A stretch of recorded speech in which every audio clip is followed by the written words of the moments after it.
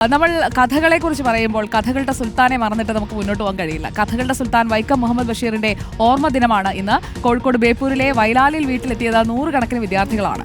വിട പറഞ്ഞ 31 വർഷമായിട്ടും സുൽത്താന്റെ ഓർമ്മകൾക്ക് ഒരു മങ്ങലുമില്ല എന്നതിന്റെ തെളിവാണിത്. സാനിയോ മനോമിയുടെ റിപ്പോർട്ട് കാണാം. 31 വർഷം മുൻപ് വിട പറഞ്ഞു പോയ ഒരു എഴുത്തുകാരന്റെ ഓർമ്മകൾ തേടിയാണ് ഈ കുഞ്ഞുങ്ങളെല്ലാവരും ഇവിടെ എത്തിയിരിക്കുന്നത്. ഇവർക്കൊക്കെ വളരെ ചെറിയ പ്രായം. എത്ര വയസ്സായി? 10 വയസ്സായിട്ടേ ഉള്ളൂ. 31 വർഷം മുൻപ് വിട പറഞ്ഞു പോയ സാഹിത്യകാരനെ തേടിയാണ് ഇവർ വന്നിരിക്കുന്നത്. നിങ്ങൾ എന്തിനാ ഇവിടെ വന്നിരിക്കുന്നത്? എന്തിനാ വന്നിരിക്കുന്നത്? ബഷീറിന്റെ സാധനങ്ങളൊക്കെ കാണാൻ വേണ്ടിട്ടല്ലേ? ബഷീറിനെ അറിയാവോ? ആരാ? വാർത്തകളിലൊക്കെ കാണാറുണ്ട്.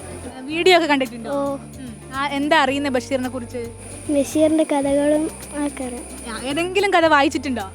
ഏതാ വായിച്ചേ? മാംഗോസ്റ്റിൻ മരമൊക്കെ അറിയാം. ഇവിടെ മാംഗോസ്റ്റിൻ മരം കണ്ടിട്ടുണ്ടോ?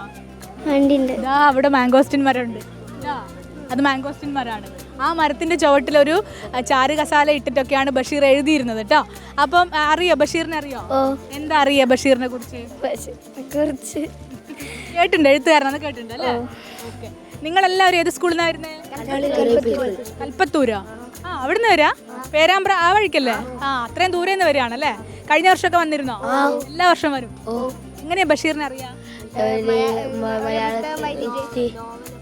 നോവലൊക്കെ എഴുതുന്ന ആളാണ്. ഏതെങ്കിലും നോവൽ വായിച്ചിട്ടുണ്ടോ? പാത്തുമ്മേനാട് വായിച്ചിട്ടുണ്ടോ?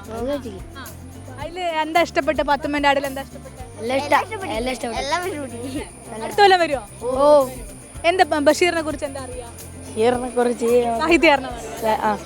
ഏത് സ്കൂളിൽ നിന്നാ? കൽപ്പത്തൂരിൽ തന്നെ. എന്താ ബഷീറിനെ കുറിച്ച് അറിയാം? ബേപ്പൂർ സുൽത്താനാണല്ലേ?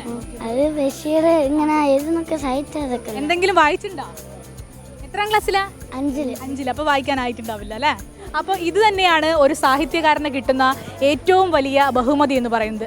ബഷീറിൻ്റെ വാക്കുകളിലൊക്കെ പറഞ്ഞാൽ ഇതിലും വലിയ അവാർഡുകളൊന്നും കിട്ടാൻ അദ്ദേഹത്തിന് ഉണ്ടാവില്ല. കാരണം മരണപ്പെട്ട് 31 വർഷത്തിന് ശേഷവും വെറും 10 വയസ്സുള്ള കുഞ്ഞുങ്ങളൊക്കെയും അദ്ദേഹത്തെ കാണാൻ എത്തുന്നു.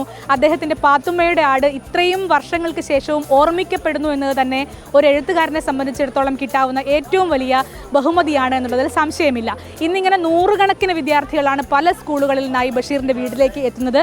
നമുക്ക് കാണാൻ കുട്ടികളൊക്കെ ഇങ്ങനെയുണ്ട്. ഒരുപാട് ടീച്ചേഴ്സും ഒരുപാട് കുട്ടികളും കാണാനെത്തുന്നു. ബഷീറിൻ്റെ ഓർമ്മകൾ അദ്ദേഹത്തിൻ്റെ വീടിന് പുറകുവശത്ത് സൂക്ഷിച്ചിരിക്കുന്ന ശേഷിപ്പുകൾ, അദ്ദേഹത്തിൻ്റെ ശേഷിപ്പുകളൊക്കെയും സൂക്ഷിച്ചിരിക്കുന്നു. അദ്ദേഹത്തിൻ്റെ വട്ടക്കണ്ണട, അദ്ദേഹത്തിൻ്റെ എഴുത്തുകൾ, അദ്ദേഹത്തെക്കുറിച്ച് വന്ന പത്രവാർത്തകൾ, ഇതൊക്കെയും അവിടെ സൂക്ഷിച്ചിട്ടുണ്ട്. അതിൻ്റെയൊക്കെ ദൃശ്യങ്ങളിലേക്ക് നമുക്ക് പോകാവുന്നതാണ്. ഏതായാലും നേരത്തെ സൂചിപ്പിച്ചതുപോലെ മരിച്ച് 31 വർഷം കഴിഞ്ഞിട്ടും ഇത്രയും വലിയൊരു സ്വീകരണം അല്ലെങ്കിൽ ഇത്രയും വലിയൊരു സ്വാധീനം ഒരു എഴുത്തുകാരൻ ഉണ്ടാക്കാൻ കഴിയുന്നുവെങ്കിൽ അത് തന്നെയാണ് അദ്ദേഹത്തിൻ്റെ മഹത്വം എന്നും പറയുന്നത്. വീഡിയോ ജേർണലിസ്റ്റ് മിജേഷ് അമ്പാടിക്കൊപ്പം reporter Saniyo in reporter Kozhikode.